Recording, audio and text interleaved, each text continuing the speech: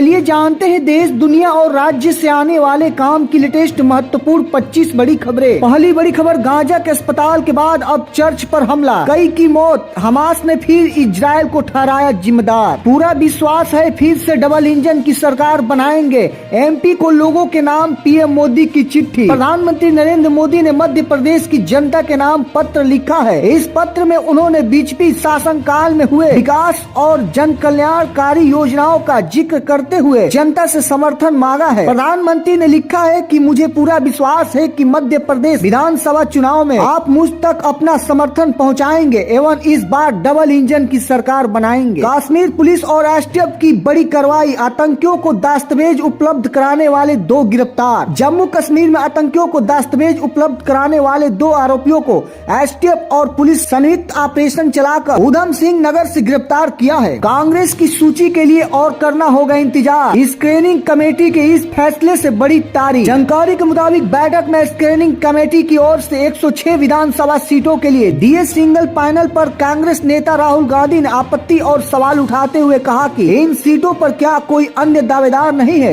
इस पर विचार किया जाए। इन गलतियों के चलते अटक सकती है पीएम किसान योजना की 15वीं किस्त, नहीं मिलेंगे 2000 रूपए। पीएम किसान योजना की लाभार्थियों को ई-केवाईसी कराना होगा और आधार कार्ड बैंक अकाउंट से लिंक कराना होगा और अभी तक जिन किसानों ने भू सत्यापन नहीं करवाया है उनकी किस्त अटक सकती है। पीएम किसान योजना की 2000 रूपए की 15वीं किस्त नवंबर के महीने में जारी की जाएगी। प्रियंका गांधी राजस्थान दौरे पर, दौसा में ईआरसीपी मुद्दे पर केंद्र सरकार को घेरेंगी। पूर्वी राजस्थान के जो 13 जिले विधानसभा चुनाव 2018 में कांग्रेस को बम्पर सीटें देने वाले साबित हुए, अब वहां एक बार फिर कांग्रेस ईआरसीपी के मुद्दे को लेकर मैदान में उतर चुकी है। कांग्रेस नेता प्रियंका गांधी सिकराया में सभा करेंगी जो ईआरसीपी प्रभावित क्षेत्र है। एशियन खेलों में पदक जीतने वाले खिलाड़ी होंगे सम्मानित, केंद्र खेल मंत्री अनुराग ठाकुर करेंगे शिरकत। उज्ज्वला धारकों को दीपावली में मुफ्त सिलेंडर देगी योगी सरकार, 1,75,00,000 परिवारों को मिलेगा फायदा। सभी उज्ज्वला कनेक्शन धारकों के खाते में डायरेक्ट बेनिफिट ट्रांसफर डीबीटी के जरिए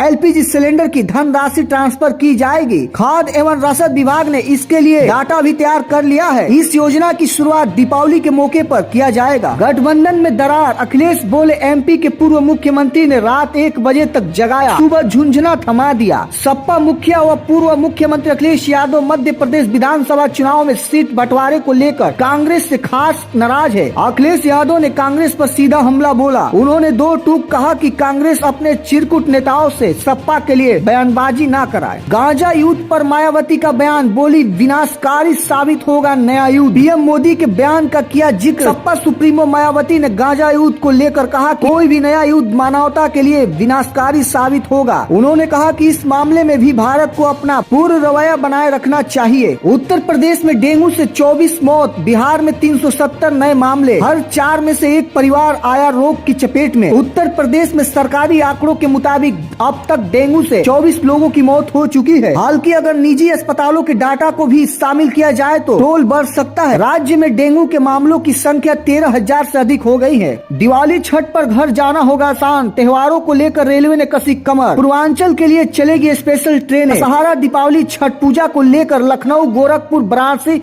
अमृतसर, सहारनपुर, अंबाला, पटना, छपरा, जोगबनी, सहरसा, जयनगर, कटिहार, गुवाहाटी, दरभंगा, वाराणसी, कोलकाता, मुजफ्फरपुर के लिए स्पेशल ट्रेनें चलाई जाएंगी। यूपी में आयुष्मान योजना का विस्तार, योगी सरकार अब इन परिवारों के 13,74,00,000 लोगों को देगी सीधा लाभ। उत्तर प्रदेश समेत अन्य राज्यों में मुफ्त राशन योजना की सफलता के बाद अब बीजेपी सरकार की नजर बड़े पैमाने पर आयुष्मान योजना के जरिए स्वास्थ्य सेवाएं मुहैया कराने पर है। इसके लिए योगी सरकार बड़े तौर पर जनता को लाभ दिलाने के लिए काम कर रही है और महिला राशन कार्ड धारकों को सीधे योजना से जोड़ेगी। राज्य के 3,19,00,000 पात्र घरेलू राशन कार्ड धारकों में से कुल 13,74,00,000 लोगों को भी जल्द इसका लाभ मिलना शुरू हो जाएगा। आयुष्मान भारत प्रधानमंत्री जन आरोग्य योजना के तहत प्रत्येक परिवार को प्रति वर्ष 5 लाख रुपए तक का मुफ्त इलाज मिल सकेगा। 10वीं 12वीं बोर्ड की परीक्षा देना है तो हो जाइए तैयार, 24 अक्टूबर से शुरू होगा पंजीकरण। हरियाणा स्कूल शिक्षा बोर्ड बीएससीएच की तरफ से कक्षा 10 व 12 के लिए पंजीकरण करने की तिथि घोषित कर दी है। परीक्षा में शामिल होने के इच्छुक उम्मीदवार आधिकारिक वेबसाइट पर जाकर आवेदन कर सकेंगे। एक साथ खेले और पढ़े, फिर चचेरे भाई बहन ने एक साथ दी जान। उठ रहा सवाल, आखिरकार ऐसा क्या हुआ कि चचेरे भाई बहन ने दे दी जान? दौरान कोतवाली प्रभारी उपेंद्र प्रताप सिंह का कहना है कि आत्महत्या के कारणों की जांच कराई जा रही है। परिजनों ने अभी तक किसी प्रकार की तहरीर नहीं दी है। बिल लाओ इनाम पाओ योजना स्मार्टफोन, वॉच और एयरपॉड पाकर खिले विजेताओं के चेहरे, वित्त मंत्री ने दिए पुरस्कार। उत्तराखंड कर विभाग की बिल लाओ इनाम पाओ योजना के निकाले गए लकी ड्रा विजेताओं के स्मार्टफोन, स्मार्ट वॉच, ईयरपॉड पाकर चेहरे खिल उठे। वित्त मंत्री प्रेमचंद अग्रवाल ने विजेताओं को पुरस्कार वितरित किए। 30 अक्टूबर को संगमंगरी आएंगे मुख्यमंत्री, महासम्मेलन में होंगे शामिल। 29 अक्टूबर को शहर पश्चिम विधानसभा का नारी शक्ति वंदन सम्मेलन और 30 अक्टूबर को अनुसूचित समाज का महासम्मेलन सराव विधानसभा के मेवालाल इंटर कॉलेज के प्रांगण में आयोजित होगा, जिससे प्रदेश के मुख्यमंत्री योगी आदित्यनाथ संबोधित करेंगे। दूसरे चरण में इन सीटों पर बीजेपी कांग्रेस के प्रत्याशी होंगे आमने सामने। छत्तीसगढ़ विधानसभा चुनाव 2023 को लेकर बीजेपी और कांग्रेस ने अपने प्रत्याशी घोषित कर दिए हैं। बीजेपी ने 4 तो कांग्रेस ने 7 सीटों पर उम्मीदवार उतारे हैं। दूसरे चरण में 17 सितंबर को प्रदेश की 70 विधानसभा सीटों पर चुनाव कराए जाएंगे। सेब पर मौसम की मार, 11 साल में सबसे कम कारोबार, 60% कम पहुंची पेटियां। पराली मंडी में इस वर्ष 17,29,967 पेटियां ही सेब पहुंचा है, जबकि पिछले वर्ष 27,58,320 पेटियां सेब की पहुंची थी। पटना में 24 अक्टूबर तक इस रूट पर नहीं चलेंगी गाड़ियां। जानिए क्या क्या बदलाव किए। शारदीय नवरात्र के दौरान राजधानी पटना में जाम नहीं लगे, इसके लिए पटना जिला प्रशासन शहर के यातायात व्यवस्था में बदलाव किया है। 21 अक्टूबर से लेकर 24 अक्टूबर तक पटना में लोगों को रूट चेंज कर चलना होगा। कई अहम रूट को चेंज किया गया है। कई रूट पर गाड़ियों की आवाजाही पर रोक लगा दी गई है। तो इन खबरों के बारे में आप सभी का क्या राय है, अपना राय कमेंट बॉक्स में जरूर बताएं। मिलते हैं लेटेस्ट खबरों के साथ, तब तक के लिए जय हिंद, जय भारत।